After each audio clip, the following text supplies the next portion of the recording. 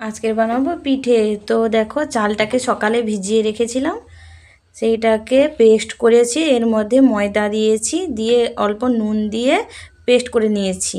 আর নারকেলের পুরটা আগে থেকেই বানিয়ে রেখেছিলাম। প্যান বসিয়ে তার মধ্যে গরম হলে তেল দিয়ে দিলাম, দিয়ে সেই পেস্ট করে রাখা ব্যাটারটা দিয়ে দেব। আর দেখেছো কেমনভাবে ব্যাটারটা হয়েছে। এইভাবে তরলভাবে বানাতে হবে, খুব পাতলাও নয় আর খুব মোটাও নয়। এবারে পরিমাণ মতো দিয়ে এটাকে দেখো কেমনভাবে বানাচ্ছি, হালকা গোল করে নেব, মানে রাউন্ড শেপ দিয়ে নেব। ব্যাস, এরপর এর মধ্যে ঢাকা লাগিয়ে দেব। এবার গ্যাসের ফ্লেমটা এখন লো রাখতে হবে। আমার হয়ে কিছুক্ষণ পরে আমি চলে এসেছি, দেখো হয়ে গেছে, একটু সাইডে ফেটেও গেছে দেখেছো। এবারে এর মধ্যে পুরটা দিয়ে দেব, মাছ বরাবর পুরটা দিয়ে দেব। এটা কিন্তু খেতে দারুণ লাগে, বাড়িতে বানিয়ে দেখতে পারো।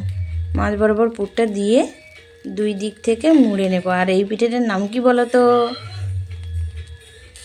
এবার খুন্তি দিয়ে আস্তে আস্তে করে এটাকে মুড়ে নেব। এই দেখো কত সুন্দর হয়ে গেছে। পিঠেটার অনেক নাম রয়েছে, তোমরা কি নামে ডাকো এই পিঠেটা বলো তো? সুন্দর করে একটু চেপে চেপে ভালো করে লাগাতে হয়। এই দেখো কত সুন্দর হয়ে গেছে। এবার এটাকে তুলে নেব। এরকম করে এক এক করে সবগুলো ভেজে নেব, ভেজে নিয়ে দেখাচ্ছি চলো। আর এই পিঠেটার নাম হচ্ছে পাটিসাপটা। টাটা।